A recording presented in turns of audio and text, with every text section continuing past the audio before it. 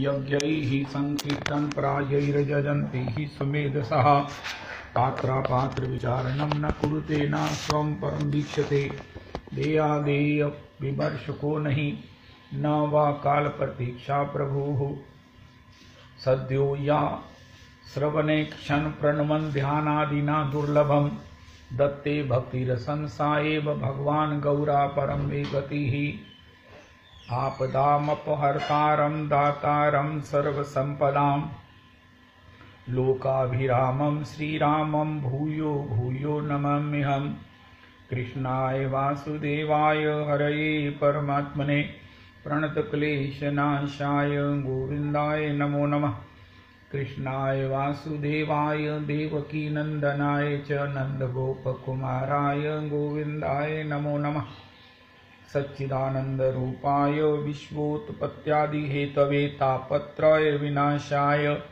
श्रीकृष्णाय वयं नमः नमो धर्माय महते नमः कृष्णाय वेदसे ब्राह्मणेभ्यो नमस्कृत्य धर्मान् वक्षे सनातनान् नारायणं नमस्कृत्य नरं चैव नरोत्तमं देवीं सरस्वतीं व्यासं ततो जयमुदीरयेत्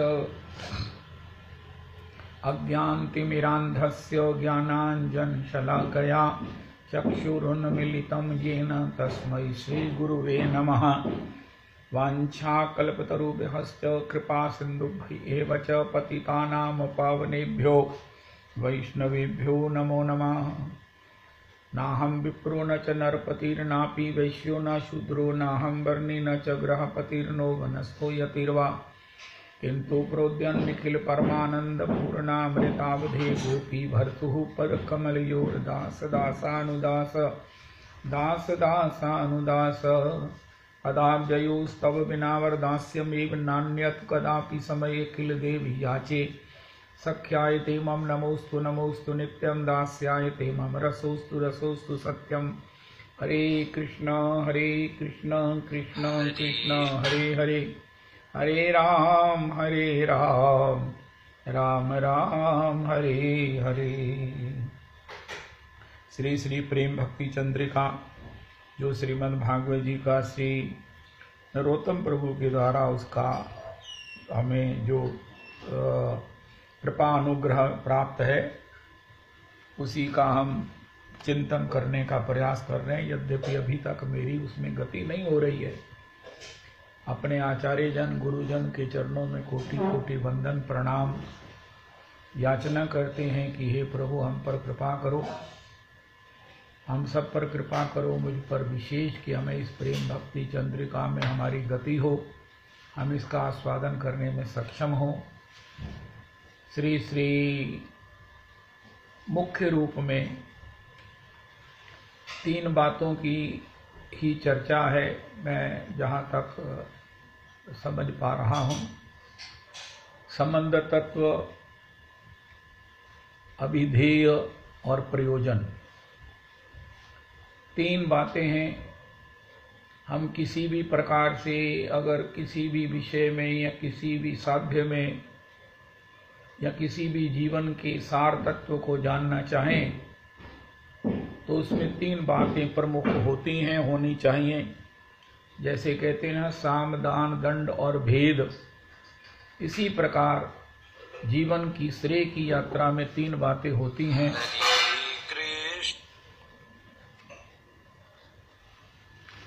और वो तीन बातें हैं संबंध तत्व। संबंध तत्व कहते हैं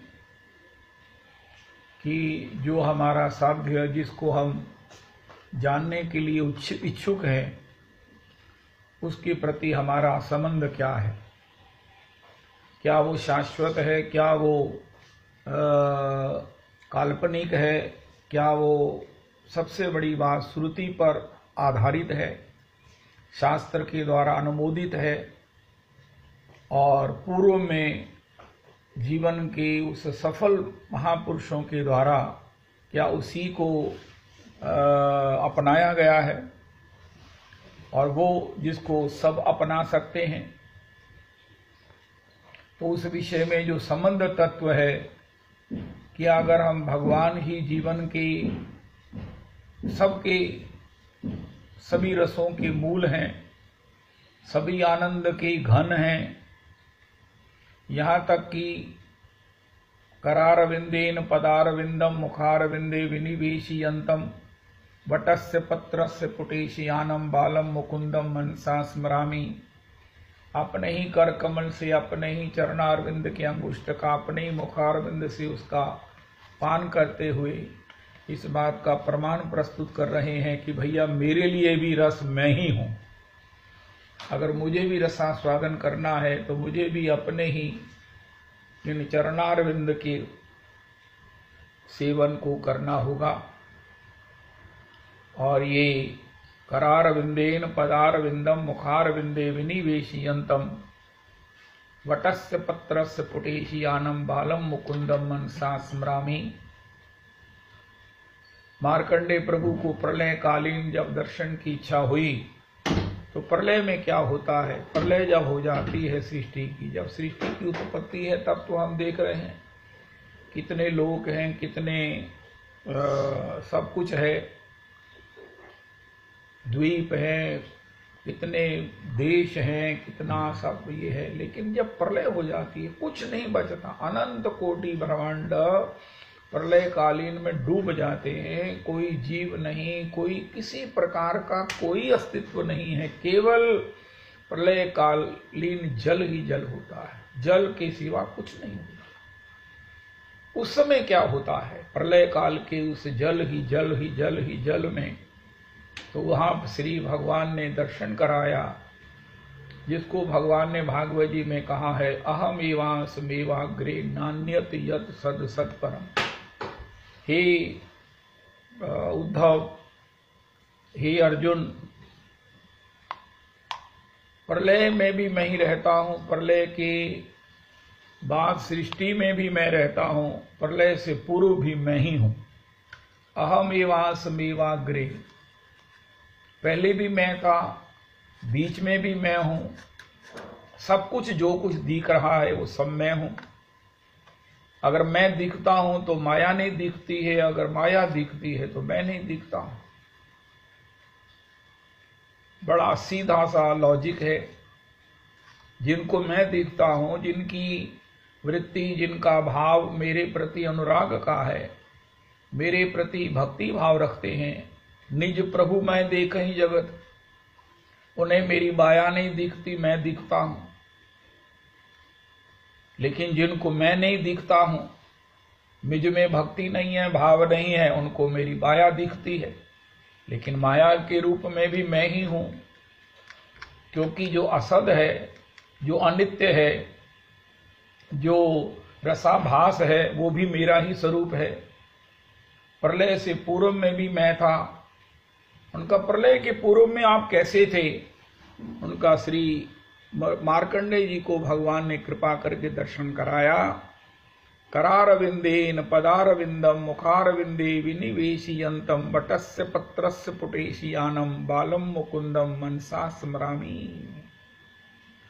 भगवान एक वट पत्र के ऊपर बाल मुकुंद जो है वो अपने ही चरणारविंद के अंगुष्ठ को अपने ही हस्तारविंद से, अपने ही मुखारविंद में उसका चोषण कर रहे हैं, उसका पान कर रहे हैं, कि मानो रस भी मैं हूं और नित्य भी मैं हूं। अगर ऐसा कहो कि रस नित्य है, प्रलय से पहले भी रस रहता है, प्रलय में भी रस रहता है, प्रलय के बाद सृष्टि में भी रस रहता है, और उसके बाद भी रस रहता है। सर्वत्र रस ही रस है, क्योंकि भगवान है। क्योंकि इसको हम दूसरी दृष्टि से देखें, जहां रसों की चर्चा हुई है वहां प्रधान रस तो 5 हैं, शांत, दास्य, सख्य, वात्सल्य और मधुर। लेकिन 12 रस हैं, और इसमें एक विभत्स भी है, रौद्र भी है। बड़ी जड़ी हॉरर होता ना, ऐसी भी तो पिक्चरें बनती हैं, ऐसे भी देखने वाले हैं। चाहे उनके लिए कहा जाता है कि अगर आप बड़ा अपना स्ट्रॉन्ग हृदय नहीं रखते हैं तो आप मत देखिए, लेकिन वो भी एक रस है जिनको उसमें आता है। बड़े बड़े एडवेंचरस लोग कार्य करते हैं, हमारे यहाँ नीचे से ऐसे तेज वो ये रॉयल एनफील्ड के मोटरसाइकिल निकलते हैं जिनकी फटफट से सारा कॉलोनी एवेन्यू जो है वो कांपने लगती है, लेकिन वो चलाने वाले को ना तो उसकी फटफट की कोई कठिनता है और ना वो रुकता है। रोज दिन में 1-2 चक्कर लगाते हैं, बड़ी उस समय इरिटेशन होती है, अरे ये इतना बड़ा, ये कंपनी ने इतनी जोर की आवाज का ये मोटरसाइकिल बनाया है, लेकिन फिर मन में आता है इसने हमारी ओर से तो अभी निकल जाना है, लेकिन जो इस पर सवारी कर रहा है, एंजॉय कर रहा है, ये कैसा होगा? क्या इसके कान नहीं फट रहे हैं? क्या इसे इरिटेशन नहीं हो रही है? लेकिन वो तो एंजॉय कर रहा है। जैसे सड़कों पर लिखा होता है, स्पीड थ्रिल बट किल्स, कि ये स्पीड जो है ये बड़ी रोमांचक होती है। कोई गाड़ी बड़ी तेज चलाए, कितने सब लोग चहचहाते हैं, जोर जोर से आवाजें देते हैं, लेकिन यद्यपि ये बड़ी क्या है, लेकिन आखिर ये किल करने वाली है दो, लेकिन देयर इज समथिंग। तो ये रस हैं, अपनी अपनी रुचि और अपनी अपनी पात्रता के अनुपातेन। तो भगवान ने तो सब वैरायटी संसार पैदा की है, या ऐसा कहो भगवान ही हैं इस रूपों में। तो करार विंदेन, भगवान कह रहे हैं रस मैं ही हूं और मुझे भी अपना ही आस्वादन करने के लिए मेरे पास प्रलय कालीन समय में, जब ये सृष्टि में जीव नहीं होते, मेरे भक्त भी जो है वो ब्रह्मा जी के द्वारा हिरण्यगर्भ में समाहित हो जाते हैं, मेरे धाम में रहते हैं। तो संसार में मैं अपने रसास्वादन के लिए अपने ही करार बिंद का, अपने ही मुखार बिंद से चोषण करके रस का प्राप्त आस्वादन करता हूं। तो भगवान की ही सृष्टि है, भगवतमय सृष्टि है, कन कन भगवतमय है। भगवान ने गीता जी में कहा, मत्ता पर तरम नान्यद किंचिद अस्ति धनंजया, मेरे सिवा कुछ है ही नहीं, न परे न श्रेष्ठ। इस प्रकार तो संबंध तत्व हमारा भगवान से नित्य संबंध है। कोई कहे जब सब कुछ भगवतमय है तो हम भी भगवान हैं, उनका बिल्कुल भगवान है, सब भगवान है। लेकिन भगवान सब होने पर भी भगवान ने रसास्वादन के लिए अपने ही चरणारविंद को चोषण करके उसका आस्वादन किया, क्योंकि वो विभु है। हमारे लिए, अनु के लिए क्या उपाय है कि हम भी महाराज श्री जैसे कहते हैं, 100 रुपए का नोट है, 1 रुपए का नोट है, 1 रुपए का अपने आप में पूर्ण है, 100 का अपने आप में पूर्ण है।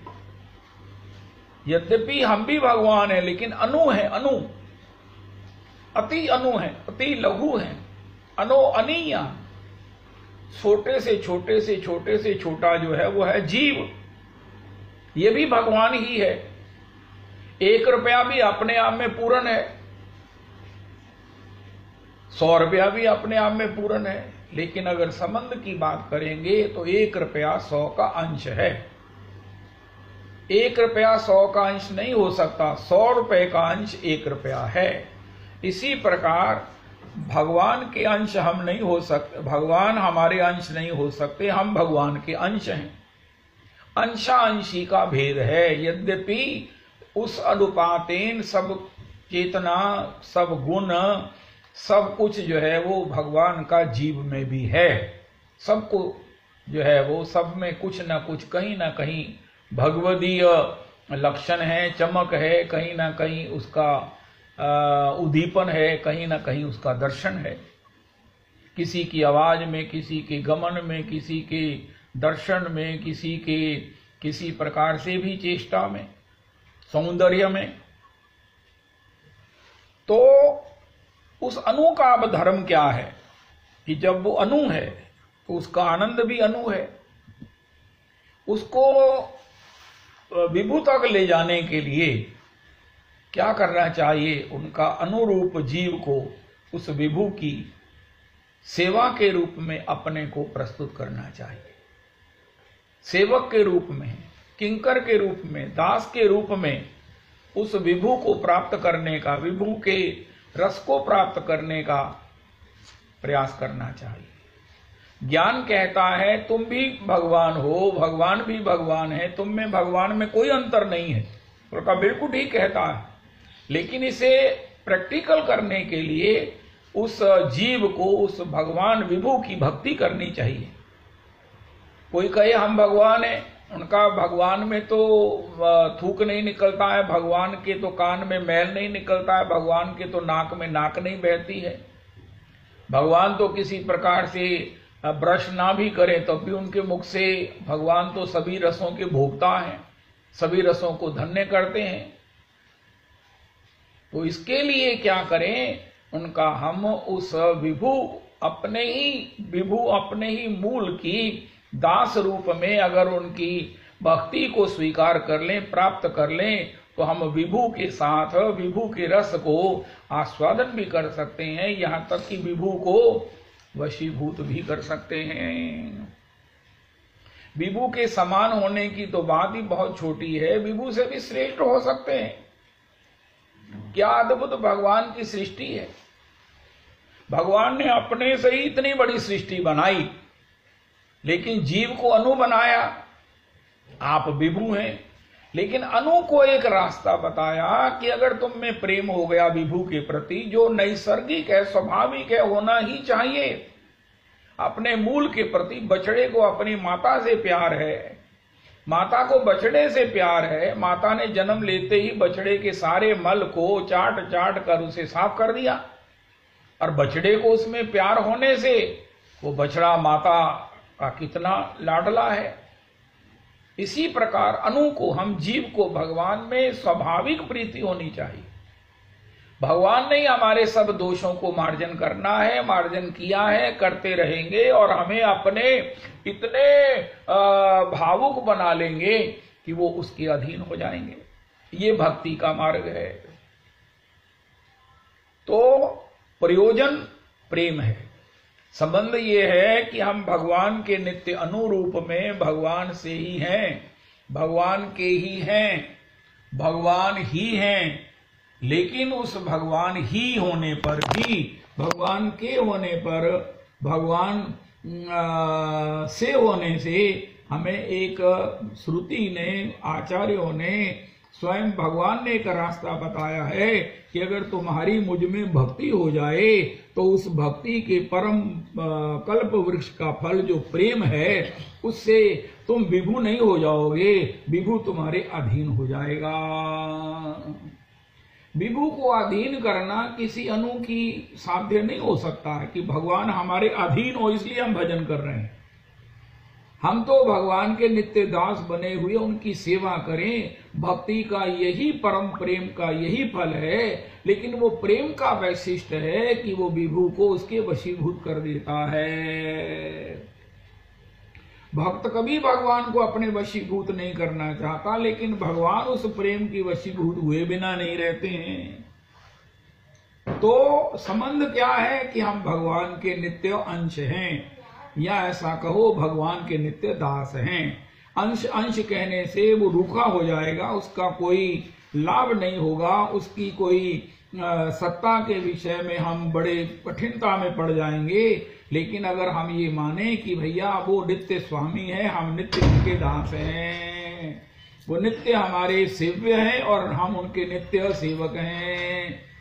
क्यों? उस विभु में सेव्य के, स्वामी के सभी गुण हैं, सभी उसमें इतनी ईश्वरता है कि भगवान ने अनु के रूप में जितनी जीव की रचना की है, सबको समान रूप से वो अपने रस का परिवेशन कर रहे हैं, कर सकते हैं, कर रहे हैं, करते रहेंगे।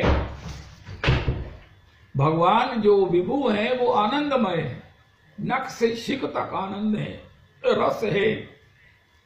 उसको वो अपने जितने भी अणु हैं उनको समान रूप से परिवेशन प्रस्तुत कर सकते हैं।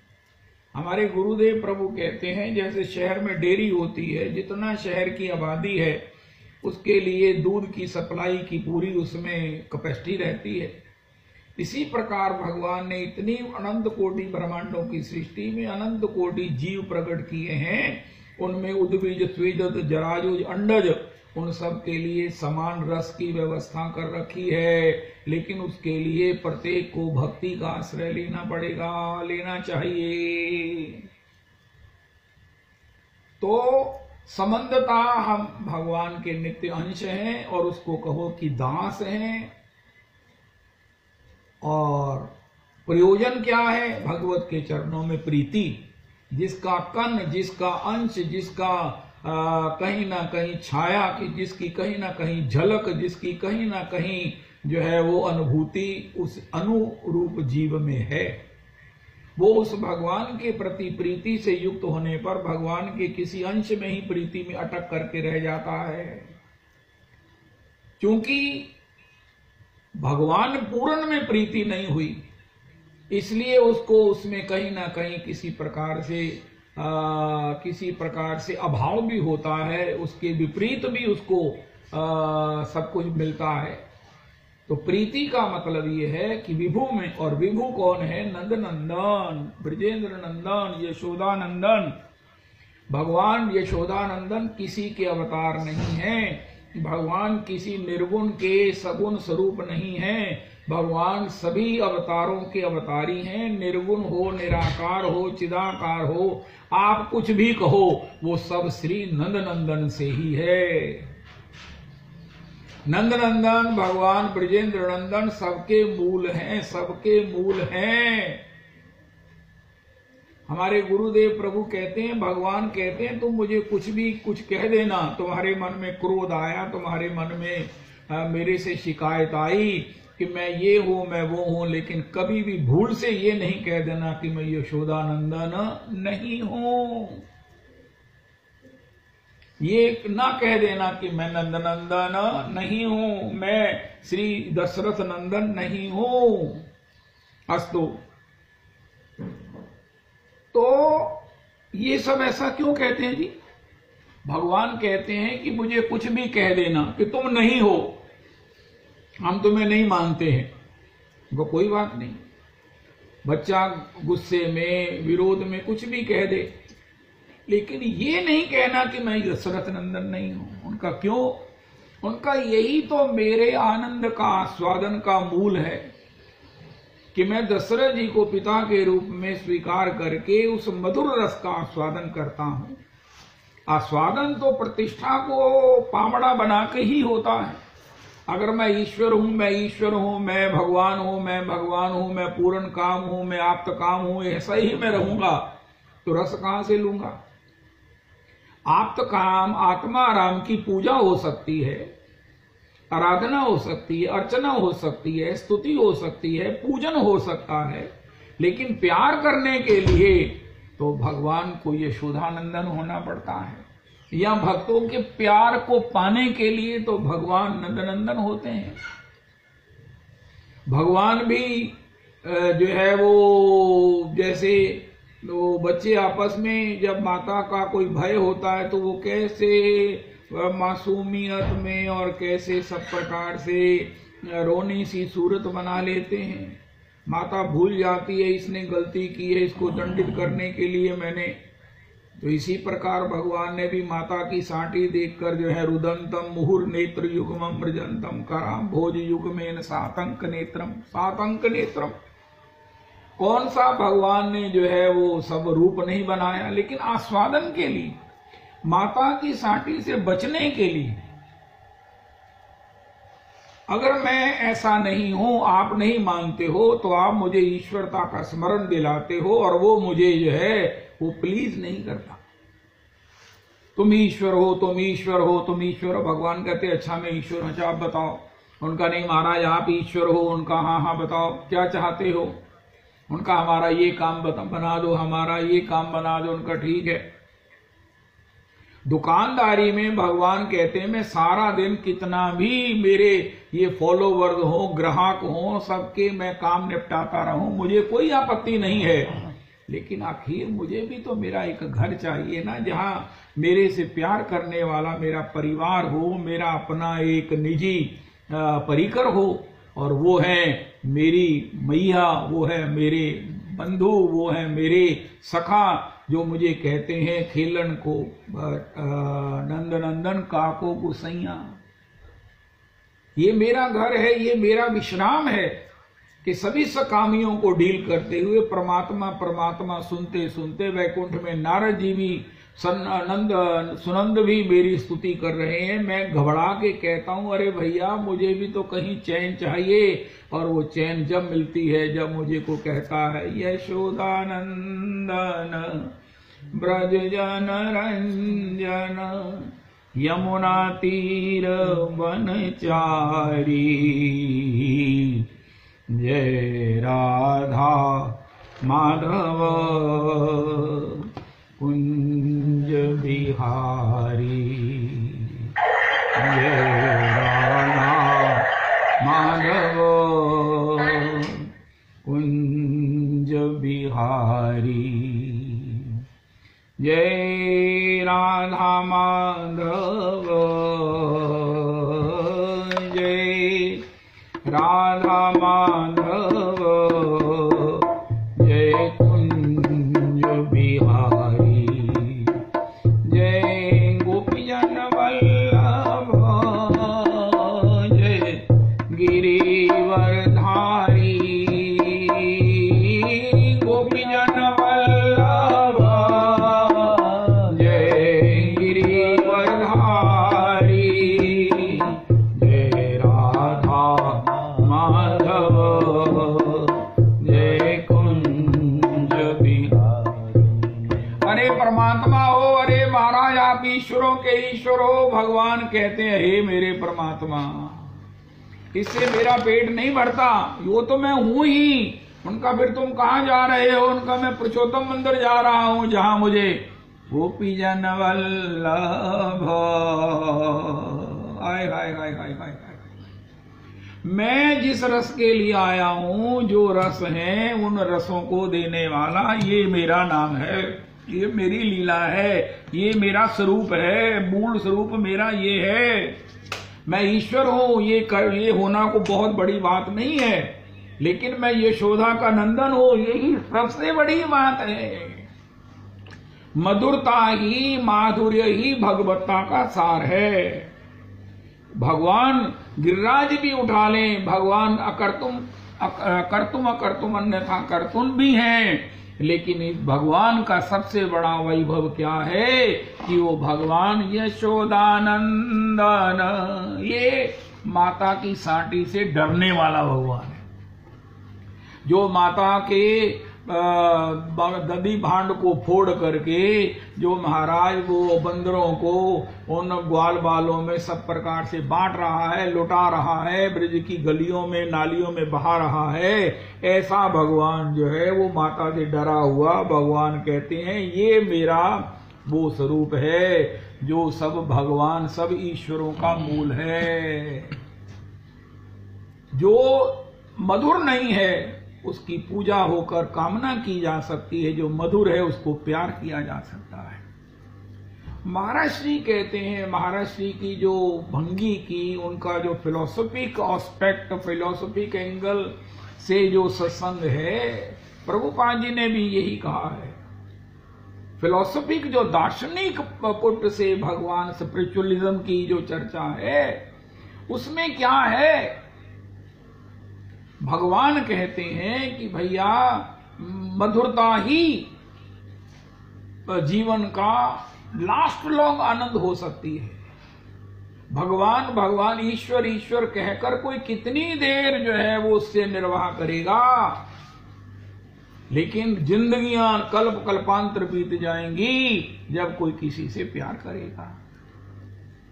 कोई किसी की कितनी भी षोडशोपचारों से पूजा करे। महाराज श्री कहते हैं हमारे गुरुदेव, उनका महाराज हम तो आपकी पूजा करते हैं, हम तो महाराज आपका प्रतिपल स्तवन करते हैं, हम तो महाराज अरे सब कुछ करते हो, कुछ और भी करते हो।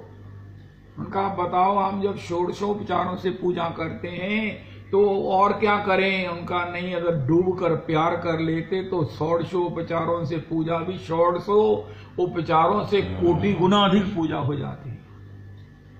कोई किसी को क्या दे सकता है, सबसे बड़ी किसी के पास, हमारे पास, किसी के पास किसी को देने के लिए क्या है। या ऐसा कहो कि हम ब्रह्म में ढूंढो पुराणन गायन, वेद ऋचा सुनि चौगुन चायन, देखियो दुर्यो कब हूं न किते, सो तो कैसो स्वरूप और कैसो सुभायन, तेरत हेरत हार पर्यो। ये रसखान मियां कह रहे हैं, महाराज कौन सा महाराज उपाय शास्त्रोक्त नहीं कर लिया, लेकिन रसखान बतायो न लोग लुगायो, देखो दुर्यो वे तो कुंज कुटीर में, बैठो पलोटत राधिका पायन। अरे भैया, भगवान को अगर ढूंढना है, भगवान को पाना है, भगवान को मिलना है, तो एक प्रेम है, क्योंकि वो प्रेमियों का परम प्रेमास्पद है। यही उसकी भगवत्ता का प्रमाण है। महान तो कोई कितना भी हो सकता है, तप से बड़े बड़े राक्षस कितने शक्तिशाली हुए, लेकिन उनकी किसी ने पूजा नहीं की। यहां तक कि रावण इतना बड़ा शक्तिशाली होकर भी मंदोदरी का प्यार नहीं पा सका। उसको प्यार पाने के लिए जो एक भावुक होना जरूरी था वो उसमें नहीं आई, जो उसमें एक प्यार का कण था उसको उसने डेवलप नहीं किया। आज के सत्संग में हमारे सत्संग का मूल ही ये है। कोई कहे कि तुम्हारी सत्संग में एक पंक्ति में बताओ कि क्या पढ़ाया जाता है, उनका बी लविंग ये पढ़ाया जाता है। 2 शब्द पढ़ाए जाते हैं सत्संग। या हमारे सत्संग की तो बात छोड़ दीजिए, हम तो सबके कृपा के उस भिक्षुक हैं, भिखारी हैं, याचक हैं, सबके कृपा बल से चलने का प्रयास कर रहे हैं। सभी सत्संग, जहां सत्संग है, जहां भगवत कथा है, जहां भगवान है, जहां भगवान का नाम है, जहां भगवान के भक्त हैं, ये सब क्या संदेश दे रहे हैं? अरे भगवान क्या बता रहे हैं? गीता जी हो, भागवत जी हो, आओ जरा बैठो, हमको बताएं आपको गीता जी में भगवान क्या कह रहे हैं। Only 2 words, B loving. In the absence of love you may be, आप कितने भी बड़े हो सकते हैं, लेकिन अगर किसी के स्नेह भाजन नहीं बने, भीतर अगर अल्लाह अफेक्शन नहीं है, स्नेह नहीं है, तो आप भीतर से खाली ही नहीं है, भीतर से आप जल रहे हैं। रविदास जी, कोई कहे मैं प्यार नहीं करता हूं तो मेरा क्या घट गया है, उनका जाकर एक ऐसा क्या बोलते हैं जो गले में डॉक्टरों के रहता है, स्टेथोस्कोप लगवा के देखो, आप जल रहे हैं भीतर से ना, क्योंकि आपके भीतर वो जो कामना सहज है, स्वाभाविक है कामना हो, अगर वो किसी से डूबकर प्यार करने की नहीं है, किसी के चरणारविंद में समर्पित होने की नहीं है, किसी के प्रेम में लुट जाने की नहीं है, तो आप जो है वो भीतर से जल रहे हैं, खाली नहीं है। ये खाली है तो ये बहुत बड़ा सम्मान है, हो नहीं सकता कोई भी। वो जल रहा होगा कामनाओं से, द्वेष से, दुर्भाव से, दुश्चिंतन से। एक ही उपाय है कि उसी हृदय की जलती हुई भूमि में श्री भगवान के प्रेम का एक ऐसा अंकुर जो उसमें छिपा बैठा है, उसको भगवान के भक्तों की संगति से, कथा के माध्यम से उसको प्रेम की ज्वाला के रूप में उसे प्रकट करो। और इसको करने वाली भगवत कथा है। अरे कोई आज समझने जाते हो जो अब तक समझ नहीं आया, 50-50 साल हो गए सत्संग में जाते हुए, सत्संग करते हुए, क्या पाना चाहते हो जो अभी तक नहीं पा सके, क्या समझना चाहते हो जो अभी तक समझ में नहीं आया। उनका महाराज यही समझना चाहते हैं कि बी लविंग, भगवान लव है और उनको लविंग होकर ही पाया जा सकता है। भगवान रस हैं, लविंग होकर ही उसका आस्वादन किया जा सकता है। उनका महाराज हम लविंग हो गए हैं, उनका नहीं नहीं नहीं, जितने लविंग हैं आपके जीवन में उतना ही रस है। अगर पूर्ण लविंग हो जाओगे, पूर्ण लविंग हो जाओगे तो आपके जो लव है वो आपके रस जो है अधीन हो जाएगा। आज किसी को उतना ही आनंद है, कितना उसी को उतनी ही शांति है, उसको इतना ही सुख है जितना वो हृदय से लविंग है। It is in the interest of everyone, everyone, everyone. सारा जितना भी शास्त्र समुदाय है उसको खोज डालिए, ढूंढ लीजिए। अरे सारी सृष्टि के कण कण से पूछ लीजिए, अरे आनंद कहाँ है? अरे भागवत जी ने कहा लव में है, लव में LOVE 2.5 अक्षर प्रेम में है, और इसी से तुम्हें आनंद रूप श्री कृष्ण अधीन हो जाएंगे। और अगर ये नहीं है तो कुछ भी आपके पास नहीं है। चाहे आप कितने बड़े स्तवक हैं, चाहे आप कितने बड़े ज्ञानी हैं, चाहे आप कितने बड़े कर्मकांडी हैं, चाहे आप कितने बड़े जो है वो महाराज कुछ भी हैं। रावण से बड़ा शक्तिशाली कौन? हिरण्यकश्यप से बड़ा हिरण्यमय ने सोना, कश्यप से बड़ा कामनी का सुख किसको प्राप्त है? लेकिन फिर भी प्रहलाद जी से द्वेष करने के कारण उसका वध हो गया। संपूर्ण अध्यात्म का, संपूर्ण मेडिटेशन, डेडिकेशन, वृंदावन का वास, वृंदावन की भक्ति और हरि नाम संकीर्तन, भगवत कथा के श्रवण का सार क्या है? आज ही हम सेल्फ इंट्रोस्पेक्ट करें, अपने को एक फीता लगाएं अपनी खुशी के रूप में। उनका ये कहाँ है, उनका नहीं है, उनका क्यों नहीं है, उनका अफेक्शनेट नहीं हो, उनका नहीं। हमें कभी तो बड़ा सुख होता है, कभी तो हम बड़े आनंदित होते हैं, फिर हम कभी उदास हो जाते हैं। उनका आप में अफेक्शन का इतना ही अभाव है। ऐसी पूर्ण अफेक्शन हो, ऐसे हम पूरे लविंग बन जाएं जिससे कि हमारा रस इतना उन्नत हो जाए कि स्वयं श्री नंदनंदन भी उसके अधीन हमारे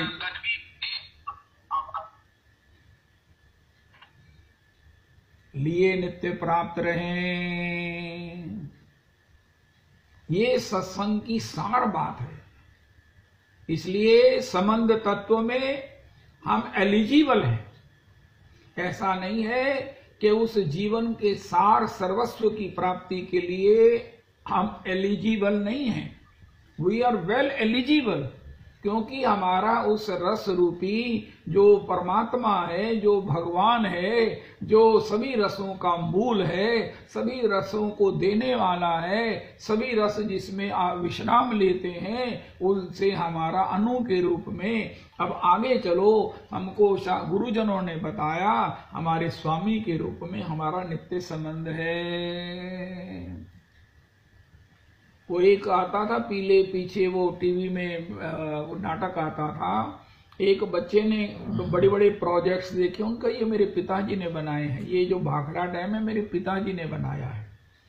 उनका अच्छा, तो ये उनका ये जो है ना इतना बड़ा, ये जितने भी बड़े बड़े प्रोजेक्ट्स हैं ये मेरे पिताजी ने बनाए हैं। उनका है हमने बड़े बड़े चुटकुले सुने, लेकिन ये चुटकुला बड़ा अजीब सा है कि जो कुछ बनाया तुम्हारे पिताजी ने बनाया। उनका हाँ, उनके तुम्हारे पिताजी क्या करते हैं? ये सब बनाते हैं, कहाँ हैं? उनका मेरे पिताजी लार्सन एंड टुब्रो में नौकरी करते हैं, जो हिंदुस्तान की सबसे बड़ी कंस्ट्रक्शन कंपनी है, इंफ्रास्ट्रक्चर प्रोवाइड करने वाली वो जो मूल कंपनी है उसमें वो सर्विस करते हैं। इसलिए उन्होंने बनाया है, उनकी कंपनी ने बनाया है।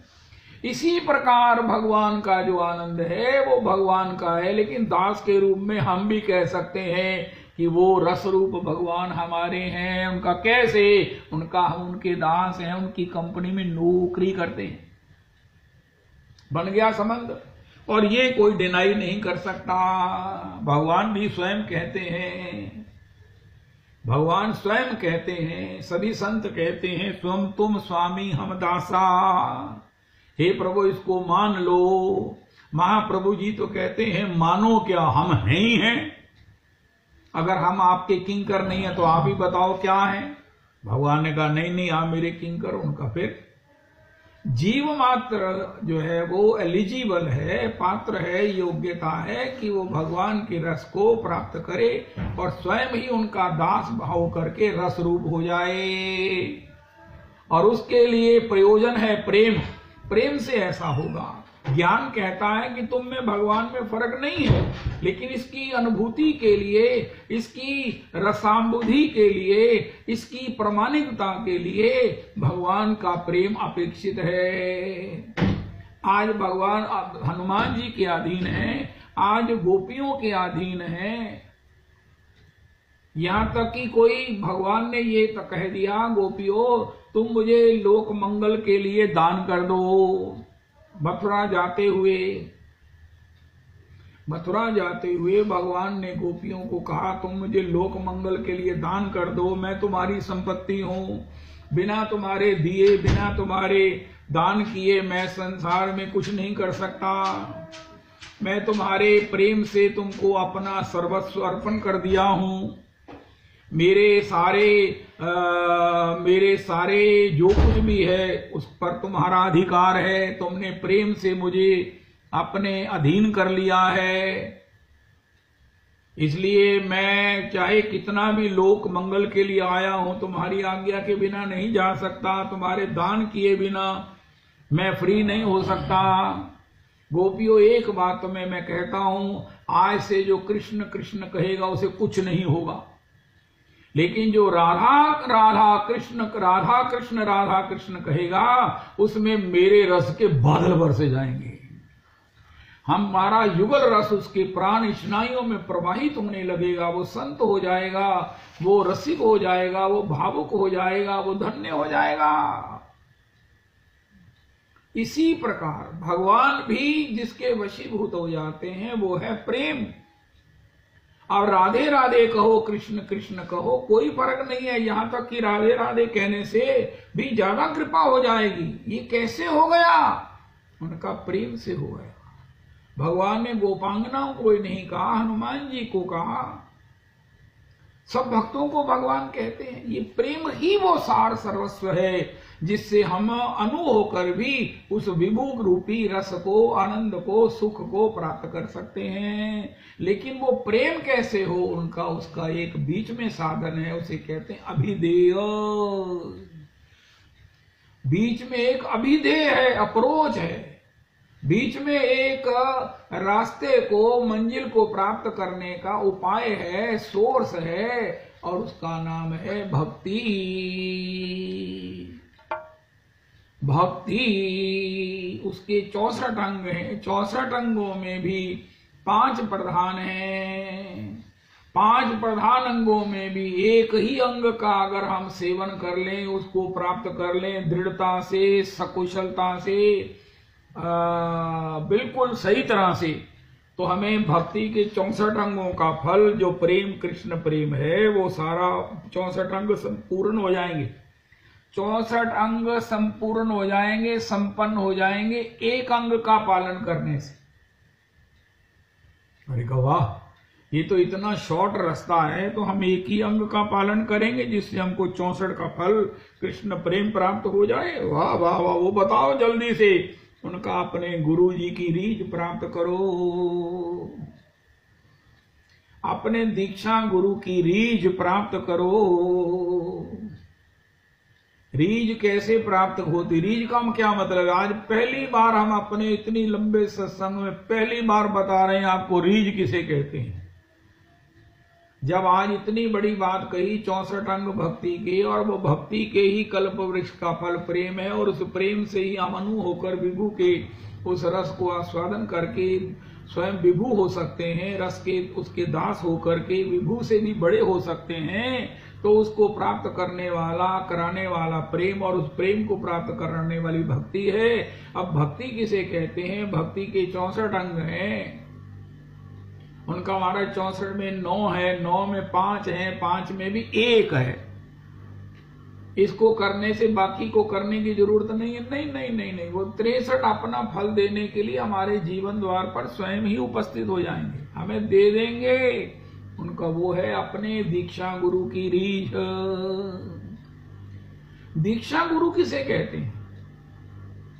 एक तो जो परंपरा से सिद्ध हो, अप्रोचर हो, जो जीवन के सार सर्वस्व भगवान की सेवा, भगवान के भाव में हमें ले जा सके, जो स्वयं गया हो, जो वहां का नागरिक हो, नोन हो, जिसका रास्ता नोन हो, जिसको मंजिल नोन हो, जो भगवान के घर का हो। जो घर का नहीं है वो गुरु नहीं हो सकता। अगर आपने दीक्षा ली है तो आदि है, दोबारा फिर जन्म लोगे, फिर आपको ऐसे गुरु जी मिलेंगे, तब काम चलेगा। अब ऐसे गुरु की रीझ प्राप्त करने से मतलब ये है कि ये पूंजी इतनी बड़ी है, प्रेम, इसको कैसे प्राप्त किया जा सकता है? हम नहर पर सुनते आए हैं कि कोई हमें गोद ले ले, एक क्षण गोद में लेकर हम अपने, जैसे गोद में लिया हुआ बच्चा अपने, जिसने गोद लिया है उसकी सारी संपत्ति, उसका ममत्व, उसका जितना भी सब कुछ है, उसका वो उत्तराधिकारी हो जाता है। स्वाभाविक एक क्षण में। यार गोद लेने की बात तो कोई कहे कि देखो जी अब कौन हमें गोद लेगा, अब बूढ़े को कौन गोद लेगा। अरे विवाह तो है ना, एक लड़की ने एक लड़के के लिए, योग्य वर के लिए घर में अपना आत्मसमर्पण किया। दहेज क्या है कि जो कुछ मेरे पास है उसके साथ में आत्मसमर्पण कर रही हूं, अब मेरा कुछ नहीं है, मैंने सर्वस्व अर्पण कर दिया है। ये दहेज का मतलब है। डिमांड तो उसमें हो नहीं सकती, वो तो सब रिमांड में ले जाने वाली है। लड़की ये कहती है कि ये मेरी चीज है, इसमें मेरी आसक्ति है, ये मेरी है और इस सब के साथ में आत्मसमर्पण करती हूं। जैसे भक्त कहता है प्रभु मैंने सब प्रकार से अगर आपको प्रणाम किया है तो प्रणति युक्त किया है। एनीवे, तो जैसे ही वो एक स्त्री लड़की ने, कन्या ने समर्पण किया, सब कुछ उसका हो गया, अगले दिन ही उसे क्या कहते, उसी समय क्या कहते हैं, श्रीमती, मैडम। यहां तक कि आपको कार्ड आएगा, पहले आपके उस मैडम का नाम लिखेंगे, लिखा होगा। कभी कोई कार्ड देखा जिसमें मिस्टर एंड मिसेज लिखा हो? ये तो हमारा ऐसी मिस्टेक है जो कभी कोई ग्रामर स्वीकार ही नहीं कर सकती। Mrs and mister, Radha Krishna Sitaram. अरे क्या किया? अरे तुमने डाका डाला उस इतने बड़े संपन्न व्यक्ति की संपत्ति पर, उनका मैंने डाका नहीं डाला। डाका डालने वाले को नहीं कुछ मिलता है, उसके पीछे तो पुलिस लगती है। मैंने तो समर्पण किया है, मैंने तो वरण किया है। इसी प्रकार हम अपने गुरु जी के माध्यम से समर्पण, वरण तो श्री कृष्ण का ही करना है, लेकिन उसका माध्यम बनेंगे दीक्षा गुरु, जो हमारा ये प्रोसेस संपन्न कराएंगे, क्योंकि वो नोन है, वो सब प्रकार से ऑथोराइज्ड हैं, वो सब प्रकार से इसीलिए प्रकट हुए हैं, उनकी रीझ प्राप्त। अब रीझ क्या है? देखो बात आ गई एक शब्द में, वो है रीझ। रीझ प्राप्त हुई श्री हनुमान जी को। रीझ जब होती है तो वो भगवान कहते हैं प्रति उपकार करो का तोरा, सन्मुख होई न सकई मन मोरा, सुन सुत तो ही उरिन में नाही, देखऊं करी विचार वन माही। जब हमारे गुरुदेव अभी सभी श्रोताओं को बड़े सहज से हृदय में लिख लेना चाहिए कि 64 अंगों के इस लंबे प्रोसेस में जाना है, या 9-5 में जाना है, या 1 के द्वारा सभी को प्राप्त कर लेना है, तो उनका फिर सीधा सा उपाय है गुरु जी की रीझ। और उस रीझ की परिभाषा है सुनो सुत तो ही ओरे न मैं नाही। सुत का मतलब है तुम मेरे उत्तराधिकारी हो, मेरे आनंद के, मेरे ज्ञान के, मेरे विभुता के, मेरी प्रभुता के, मेरी मधुरता के। इसका अर्थ हमारे गुरुदेव प्रभु करते हैं, अरे संसार के जीवो, अब तुम्हें हमें प्रसन्न करने के लिए कठिन साधन करने की जरूरत नहीं है। उनका फिर कौन सा उपाय है कि हम आपको प्रसन्न कर सकें, आपकी आनंद राशि को अपने प्राणों में भर सकें। उनका तो हनुमान जी को प्रसन्न कर लो, मेरी हमारी सीताराम जी की, चारों भाइयों की, दशरथ जी की, माता कौशल्या की, तीनों माताओं की, चारों भाइयों की। राम दरबार एक दर्शन आता है, कहीं कहीं भक्तों के पास होता है। सुग्रीव जी भी हैं, अंगद भी हैं, नल है, नील है, हनुमंत लाल जी हैं, सब है। सबकी रीझ मिल जाएगी, उनका कैसे मिल जाएगी, उनका तुम हनुमान जी को प्रसन्न कर लो। ये जो है वो गुरु जी की भगवान की रीझ प्राप्त है श्री हनुमंत लाल जी। कोई कहे ये तो काम बड़ा मुश्किल है, हनुमंत लाल जी तो एक ही हुए हैं, उनका अंदाजा लगा लो ये रीझ कितनी कठिन है, ये रीझ कितनी कठिन है। यही बात बताने के लिए प्रेम भक्ति चंद्रिका है। ये प्रेम भक्ति चंद्रिका के जो कितने श्लोक हैं, आदित्य मुझे कह रहे थे ये सत्संग कठिन हो रहा है। उनका भैया इसको कठिन तो है ही है, लेकिन कोई बात नहीं, इसको सरलता से आस्वादन करने का भी सहयोग हमारे गुरुदेव की कृपा से प्राप्त है। गुरुदेव की रीझ प्राप्त करो। और रीझ का मतलब जैसे मंगल की मूर्ति हनुमान जी हैं, रीझ के साक्षात स्वरूप, रीझ प्राप्त, रीझ संपन्न, रीझ के रिच, जो रिच हैं, रीझ में जिन्होंने परम जो है वो स्थिति प्राप्त की है, वो श्री हनुमंत लाल जी हैं। मोहि न बंधे होते कछु लाजा, की न चाहो रघुपति कर काया। रीझ की बात श्री श्री गौरदास जी बता रहे हैं अपने सत्संग में कि उनके श्री आद्याचार्य श्री श्री राधा रमन देव जी महाराज संकीर्तन करते, खूब संकीर्तन करते, खूब करताल बजती, साहब भक्त मंडल जो है वो चलता। एक बार तो उन्होंने वृक्षों को ही नचा दिया था। तो जब उनका इस प्रकार सत्संग चलता तो पीछे एक कुकर भी चलता, कुकरी चलती। पहले तो किसी ने देखा नहीं, फिर किसी ने बताया महाराज जी ये हमारे पीछे एक कुकरी चलती है, ये हमेशा सत्संग में कीर्तन के पीछे चलती है। और जहां आप एक चौक में कहीं खड़े होकर उद्दाम गोलाकार उद्दाम नृत्य करते हैं, तब ये वहां की रज को उसमें लौटती है। और जब आप आगे चलते हैं तो फिर ये पीछे पीछे चलती है। मैंने इसको हमेशा देखा, रोज देखा है। तब श्री राधा रमन चरण देव जी ने देखा, उनकी उस पर बड़ी प्रीति हो गई। उनका ये तो कोई पिछले जन्म का भटका हुआ जीव है जिससे कोई छोटा सा अपराध हो गया है। तो उनका इसको देखो कुकरी नहीं कहना, इसको कहो भक्ति माँ। अभी सभी भक्त लोग कहने लगे भक्ति माँ, भक्ति माँ। वो क्या करती, जब वो संकीर्तन निकलता तो उनके पीछे पीछे चलती। अदरवाइज आश्रम के बाहर जो श्री राधा रमन चरण देव जी अपने गुरु भाई के आश्रम में गंगा के तट पर नवद्वीप रहते थे, वडाल घाट पर, तो वहां पर वो आश्रम के बाहर पड़ी रहती और जो कुछ मिलता उसे पा लेती, जो कुछ भी इधर उधर से बस वहीं पड़ी रहती। तो श्री भक्ति माँ कहते हुए सब उसे इस प्रकार इस दृष्टि से देखते। आखिर समय आता ही है सबका, 1 साल के बाद उसकी मृत्यु का समय आ गया। श्री गौरदास जी कहते हैं ये कुकर की मृत्यु बड़ी कठिन होती है, बड़ी कठिनता से प्राण निकलते हैं। लंबे लंबे वो सांस लेता है कुकर और बड़े कठिनता से प्राण निकलते हैं। लेकिन जब श्री महाराज जी को बताया गया श्री श्री बड़े बाबा के लिए, तो उन्होंने उसको चरणामृत पिलाया, तुलसी दल उसके मुख में डाला, भगवत के प्रसादी कनों को उसके लिए दिया और स्वयं उन्होंने करताल बजाकर हरि नाम सुनाया। सभी उसे घेर कर चतुर्दिक हरि नाम करते हुए, हरि बोल करते हुए उसे जो है वो संसार से विदा किया।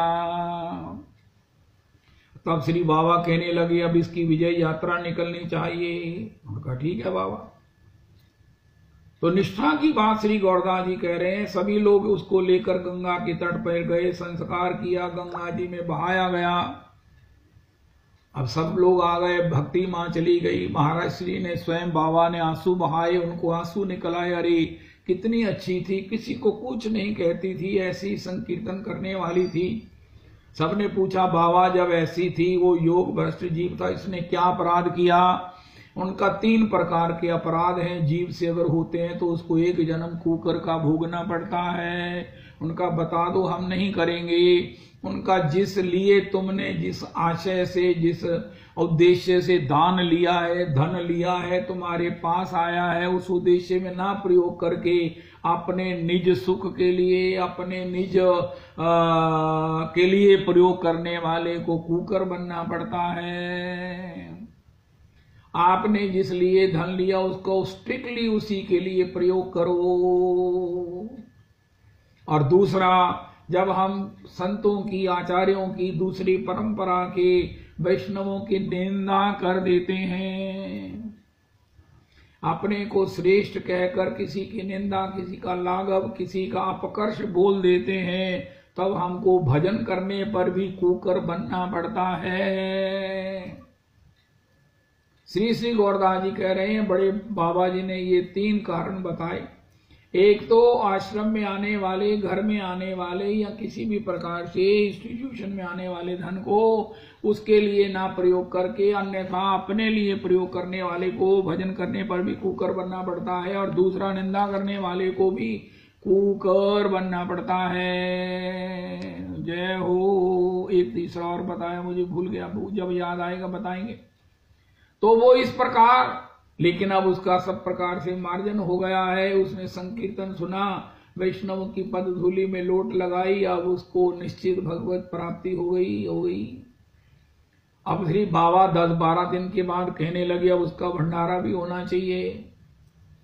सभी भक्त लोग हतस्तब्ध रह गए। महाराज अब कुकर का भंडारा करोगे, जग हंसाई कराओगे, लोग क्या कहेंगे, पंडित क्या कहेंगे? अभी तक तो बाबा के यहाँ पंगत होती, महाराज फला संत चले गए, उनके स्मृति का उत्सव हो रहा है, उनका भंडारा हो रहा है, अब क्या होगा? महाराज कुकर का हो रहा है उनका, तुम चिंता मत करो। जब भक्ति मां का भंडारा है तो भंडारे का दिन निश्चित कर दिया गया। अपने श्री बाबा ने, उनका एक प्रिय शिष्य है नवदीप दास, वो ऐसा है कि वो ऐसा कोई शिष्य ही होता। उन्होंने कहा जाओ सभी अखाड़ों में जाकर सभी उन गुरुजनों को, महात्माओं को, ब्राह्मणों को निमंत्रण दो कि हमारे यहाँ बड़े बाबा के यहाँ भंडारा है। उनका ठीक है। किसी ने पूछा नहीं क्यों है, क्योंकि बाबा के यहाँ भंडारे होते ही रहते हैं। ठीक है महाराज। 2 दिन पहले उन्होंने कहा कि अरे नवदीप दास, हमने सभी ब्राह्मणों को, सभी को तो निमंत्रण कर दिया, अखाड़ों में भी करवा दिया, लेकिन इसकी जाति के भक्ति मां के जो और कुकर हैं उनको तो नहीं कहा। उनका फिर महाराज, उनका ऐसा करो, नवदीप धाम के जितने भी कुकर हैं उनको भी निमंत्रित करके आओ। श्री गौरदास जी कहते हैं भैया ऐसा बांका शिष्य तो कोई ही होता है गुरु जी का, एक होता है, ज्यादा नहीं होते, 2, 4, 10, 20 नहीं होते ऐसे बंक के शिष्य जो गुरु जी की आज्ञा पर बिना विचारे कहें कि हाँ महाराज। वो गया जी नवदीप दास, उसको सबसे पहले एक भूरे रंग का बड़ी मोटी मोटी आंखों वाला एक कुकर मिल गया। उसने कहा देखो प्रभु जी, हमारे गुरु जी के यहाँ आपके ही आप सब परिवार के, आपके ही जाति के उनका भंडारा है, तो आप पधारना और आप सब परिवार पधारना और आपको जो जो मिले उसको भी बुलाते रहना। जो है वो परसों भंडारा है, ठीक 12 बजे आ जाना। सारा दिन उनको जो भी कुकर मिला उसको ये भी कहा आना परिवार समेत, और अपने जितने और परिचित हैं जो मिले उनको भी लेके आना। परसों बाबा के यहाँ भंडारा है, ठीक 12 बजे आ जाना। अब महाराज वो सबको पता नहीं था, लेकिन जब सबको धीरे धीरे पता चला कि ये भंडारा तो उस कुकर के लिए हो रहा है, सबने कहा अरे बाबा को क्या हो गया है, हम तो सोचते थे कि ये राधा रमन चरण देव बड़े बाबा आधे पागल हैं, लेकिन अब तो पूरा पता चल गया ये तो पूरे ही पागल हैं। तो श्री बाबा का एक सखा था, रामदास उनका नाम था, लेकिन उसे राधे श्याम बाबा कहते थे। वो आए और उनका हर मैं क्या सुन रहा हो राधा रमन, क्या सुन रहा हो? उनका क्या सुन रहे हो? उनका लोग कह रहे हैं आप कुकर का भंडारा कर रहे हो। उनका मुझे बताओ, उनका मुझे ये आपत्ति नहीं है तुम क्या कर रहे हो, लेकिन तुम्हारी कोई निंदा करे, तुम्हारे विषय में कुछ न्यूनता कोई कहे, ये मुझसे सहन नहीं होता। उनका तुम बताओ क्या प्रत्येक जीव में भगवान नहीं है? उनका है। उनका फिर और क्या भगवान का प्रसाद चिन्ह में नहीं है? उनका है। उनका क्या निताई चांद सब कुछ नहीं कर सकते? उनका कर सकते हैं। उनका फिर संशय किस बात का है? धीरज रखो, निताई चांद कृपा करेंगे। भंडारे वाले दिन बहुत बड़ा भंडारा होता श्री बाबा के यहाँ हजारों लोगों के जीवने की व्यवस्था होती, सब तैयारी हो गई। बाबा ने सोचा था 11 बजे महात्मा आएंगे, ब्राह्मण आएंगे और 12 बजे कुकरों की पंक्ति होगी, लेकिन एक भी नहीं आया। अरे नवदीप दास जाकर पूछो, उनका है कुकर का भंडारा खाएंगे हम, मरे हुए कुकर का? तुम्हारा तो बाबा पागल है, हम भी पागल हैं क्या? कोई नहीं जाएगा, हमने एका कर लिया, हमने पंचायत कर ली है। बड़ी अनुनय विनय से प्रार्थना किया, लेकिन कोई नहीं माना। सब महाराज अनाप शनाप कहने लगे। अब 11 बज गए, 11:15, 11:30, पौने 12 बज गए। श्री राधा रमन चरण देव जी भीतर बाहर, बाहर भीतर, अभी कोई आया नहीं आया। अरे कुकर भी कोई नहीं आए, महात्मा तो नहीं आए, पता चल गया नहीं आएंगे। तब उन्होंने नवदीप दास को कहा, नवदीप दास जरा करताल तो लाना। अरे मृदंग वादक को बुलाना।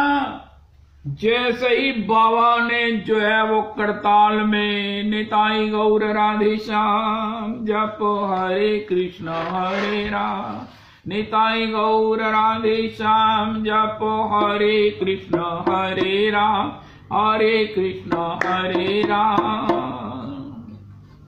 भज निताई गौर राधे श्याम हरे कृष्ण हरे राम,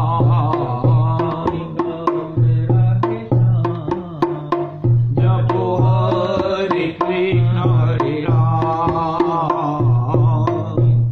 गौर राधे श्याम जप हरे कृष्ण हरे राम। भज निताई गौर राधे श्याम जप हरे कृष्ण हरे। सवे अंग गुणहीन हो, तापे यतन न कोई। अब बाबा इंतजार करें, ये भी ठीक नहीं है। जैसे ही करताल बजी तैसे ही महाराज झुंड के झुंड 150 125 जो है वो कुकर आ गए और उन्होंने जो है वो सब पटरियां रखी थी, पटरियों पर बैठ गए। पत्तल परोसी गई, सब प्रसाद परोसाई शुरू हो गई।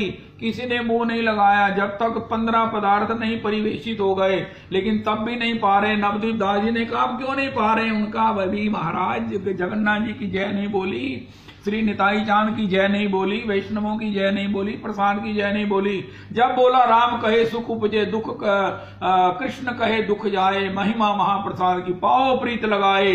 बाबा ने प्रणाम करके पंगत को कहा बाबा अब आप पाइए। जैसे ही बाबा ने आज्ञा दी पाइए तो वो सब पाने लगे। जिस जिसने पा लिया, जिस जिसका पेट भर गया, उसने पत्तल उल्टी करके जो है ना वो बता दिया कि अब मैंने और नहीं लेना है। जब सब तो तकरीबन पा लिया तो बाबा ने कहा अगर आपने पा लिया तो अब आप उठ सकते हैं। तो बात सबको उठकर जो है वो धीरे धीरे उठकर जाने लगे। शहर में था बड़ा कौतूहल कि देखें क्या हो रहा है बाबा के यहाँ। दीवार फांद कर दीवार में झांक कर लोग देख रहे थे। जब ब्राह्मणों ने देखा अरे ये बाबा का चमत्कार, ये बाबा ही हैं जो कुकरों में भगवान को देखते हैं। सुनी चाहिए शपाके च पंडिता समदर्शना। बाबा ने भी उन कुकरों को जाति बार प्रणाम किया और कहा कि मेरी सर्वत्र भगवत दृष्टि हो, ऐसा मुझे आशीर्वाद दे के जाइए। इससे पहले कुकरों के चरण धोए गए जैसे धोए जाते हैं और इस प्रकार जो है वो भंडारा संपन्न हुआ। अब तो ब्राह्मण लोग से लेकर सब लोग टूट पड़े उन कुकरों की जूठी पत्तलों पर। बाबा ने खुद भी उसमें महाराज प्रसाद में लोट लगाई, मुख में धारण किया। सबने महाराज छीन छीन कर पत्तलों को चाटा कि ये कुकर कोई साधारण नहीं है, बाबा के द्वारा ये जो उत्सव हुआ है भक्ति महारूपी कुकर का, इसलिए कुछ भी प्रसाद में नहीं बचा।